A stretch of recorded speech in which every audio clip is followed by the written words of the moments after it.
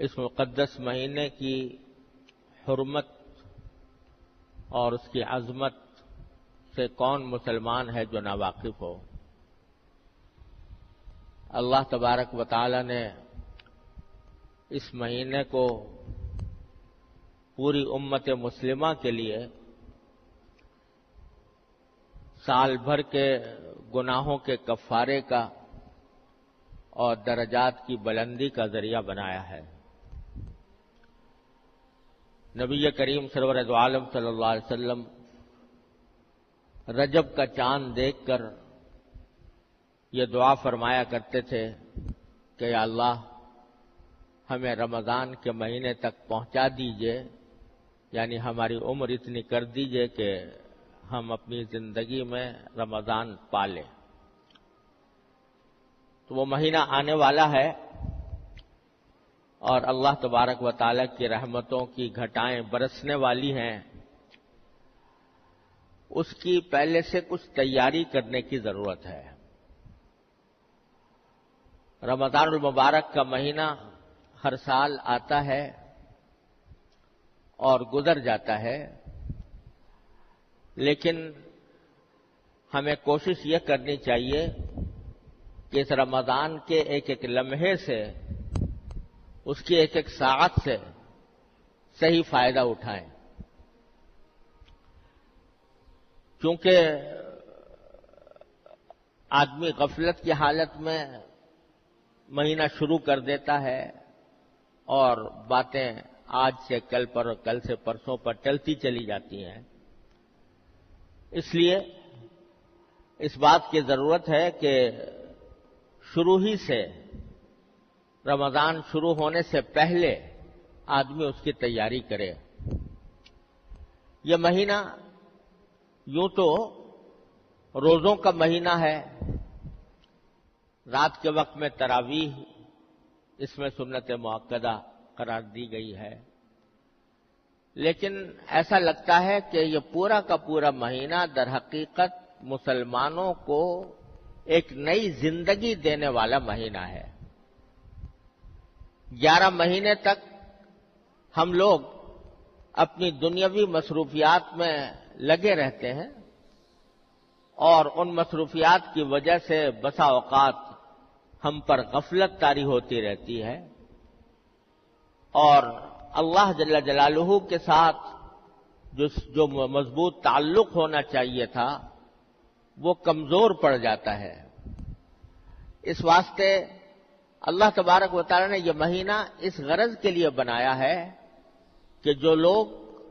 سال کے 11 مہینوں میں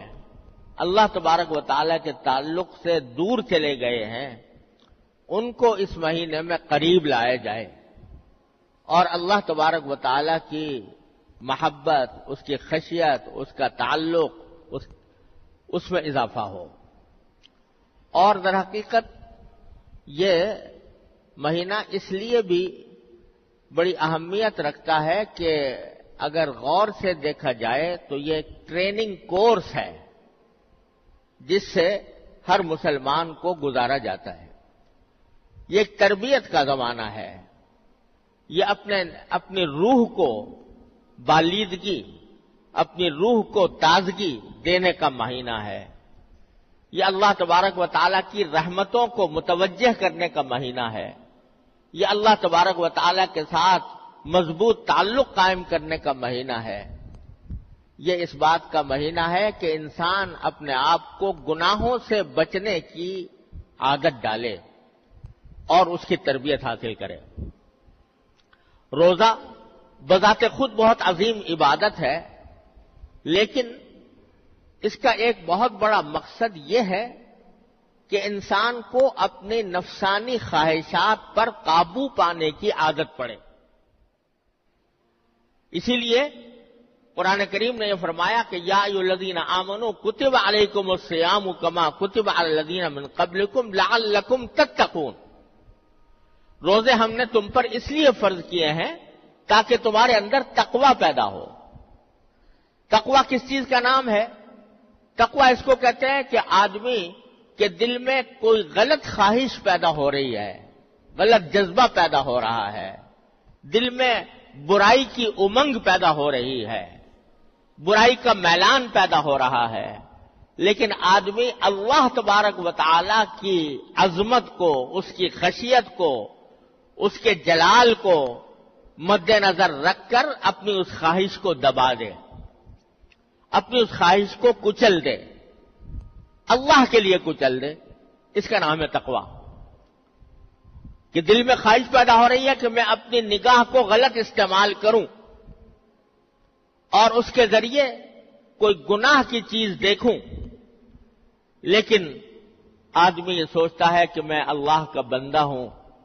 اللہ تبارک و تعالی مجھے دیکھ رہا ہے، میری ایک ایک نقل و حرکت اس کی نگاہ میں ہے،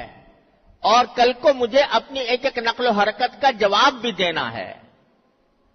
من یعمل مثقال ذرۃ شرا یرہ، ایک ذرے کے برابر بھی اگر میں نے کوئی گناہ کیا تو مجھے آخرت میں اس کا جواب دینا ہوگا۔ یہ سوچ کر آدمی اپنی نگاہ کو روک لے۔ دل میں جھوٹ بولنے کا، غیبت کرنے کا داعیہ پیدا ہو رہا ہے، مجلس جمی ہوئی ہے اور جمی ہوئی مجلس میں غیبت ہو رہی ہے اور میرا بھی دل چاہ رہا ہے کہ میں بھی اس کے اندر کوئی حصہ ڈالوں، لیکن آدمی اس وقت اللہ تبارک و تعالی کی عظمت کو، اس کی خشیت کو، اس کے جلال کو دل میں لا کر اپنے آپ کو اس سے روک لے، تو یہ تقویٰ ہے۔ تو اللہ تبارک و تعالیٰ فرماتے ہیں کہ ہم نے روزے تم پر اس لیے فرض کیے ہیں تاکہ تمہارے اندر تقویٰ پیدا ہو، کیونکہ روزے کے ذریعے تقویٰ کی تربیت دی جاتی ہے۔ وہ اس طرح کہ ہر مسلمان جب روزہ رکھ لیتا ہے اور ارادہ کر لیا کہ آج میرا روزہ ہے، جس کے معنی یہ کہ مغرب کے وقت تک میں نہ کچھ کھاؤں گا، نہ پیوں گا، نہ اپنی جائز خواہشات جو بیوی کے ساتھ پوری کرنا حلال ہوتا ہے وہ بھی میں نہیں کروں گا، یہ ارادہ انسان نے کر لیا۔ جب روزہ رکھ لیا تو کوئی بھی مسلمان ایسا نہیں ہوتا کہ